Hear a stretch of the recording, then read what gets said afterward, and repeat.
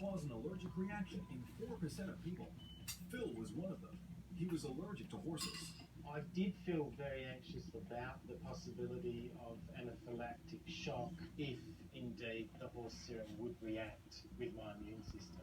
To prevent putting Phil in more danger, doctors administered a safe option, paracetamol. Within a few hours, the pain had stabilized, the involuntary movement of his leg had settled down, and his heart rate and blood pressure returned to normal. The following morning, he was back home, but some strange questions remained. One of the unique things about that I found with the redback spider bite was I was bitten on the left side of my toe, but I felt the prickling sensation on the right side of my toe. The movement of redback venom throughout the body is just one of the many mysteries when it comes to this long-legged web dweller. The other is how redbacks have come to invade distant shores like Japan, Britain, and Belgium in recent years. Able to go 100 days without food and thought to hide in shipping containers, redbacks are the consummate traveler. So they can actually sit in their web for literally weeks at a time without food nor even water, waiting for the right environment. So that means they can undertake a long sea journey, turn up in a new place and colonise that area. For school teacher Phil, who now has hero status amongst his students for surviving a redback spider bite, there's a newfound appreciation for this awe-inspiring arachnid. I have a healthier respect for redback spiders, and I'm very much aware of teaching my students about protective behaviours against spiders. I definitely keep my gardening boots inside. Why are you giving her pads? No! Alright, so how does this work? This thing is supposed to be amazing and like super awesome, and that's why you had to buy it. You know what I'm doing? Highlighting Yes. how they can affect your life, quite literally. If you look at the allowing you to bristles, decide they if each you're have like a getting enough to different get as layer of close like as some of where our they are, experts. so it doesn't hurt your An hair all Australian brushing. traveler, keen to make its presence felt around the world, it's also going to rank high. The redback spider is the first animal featured, so it's going in at number 1, with a determination to sit tight as our next predator swims into the arena. Some Australian animals have some very unusual names, but one animal that looks as it sounds has to be the flathead. It does have a so very, much very better. flat head. It almost looks as if it's All been the way hit over through. the head by a heavy object. Oh yeah, This all the ocean knots that sand were dweller missing. has evolved to be an Put them in extremely this. effective hunter. The flathead, it's an ambush predator. It's a flattened fish. It's just sitting on the sand. Often they'll put sand on top of themselves with their big googly eyes sticking up above the sand. So I So stress it's an my ambush concerns. predator. They're waiting for something to swim out a little too close, and then they'll swallow it. I'd rather go Flathead to a has different very group large, thick than dorsal him spine. going to a different group. And when they feel a threat, they'll stand these spines up and lock them up in position so they become instantly spiky. There are numerous species of flathead that are endemic to Australia, with new ones still being discovered. The most common species is the southern sand flathead, which also goes under the names of the bass flathead, slimy flathead, and surprisingly, the yank flathead.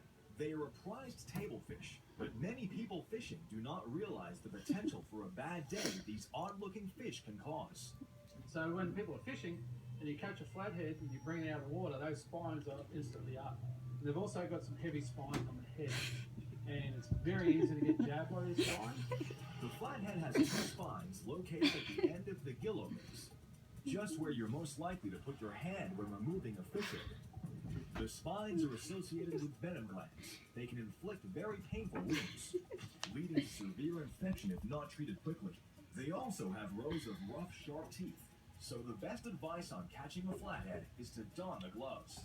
It's a deep puncture wound, so it's the puncturing that causes the pain. But also on the spines of the flathead, there is a surface layer of skin that's got a lot of mucus on it and a lot of bacteria. And so any of those puncture wounds from these kind of animals, you have to treat very carefully, because it's not just the puncture you have to worry about, it's also secondary infection. Ellie, are you out of the fight? The most Come on. effective treatment is to Don't immerse come. your hand in hot water for Come here.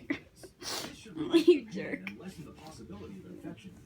Strangely though, most seasoned recreational fishers will rely on their own method of treatment. It's said that rubbing the slime from the belly of the animal that has spiked or bitten you will give effective pain relief and halt the infection process. Either way though, the first option does seem more sensible.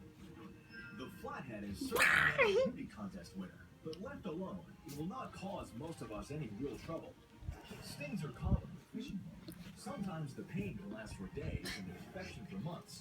But for most visitors to Australia, it is more likely they will eat flathead rather than being stung by this aptly named fish.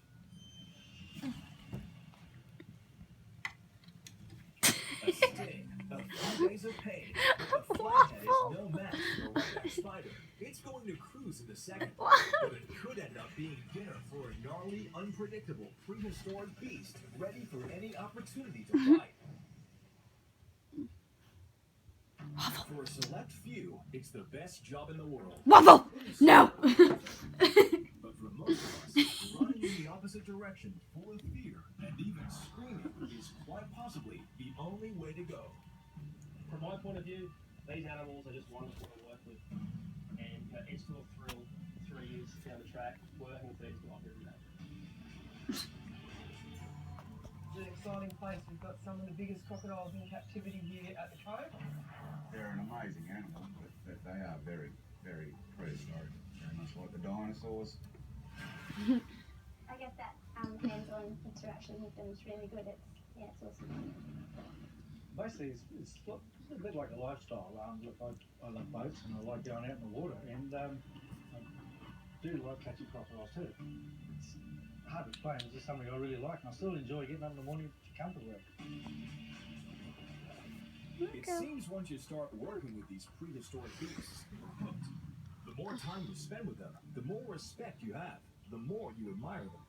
However, you also grow to appreciate that these are wild animals whose behavior is anything but predictable. What's your problem, Ellie?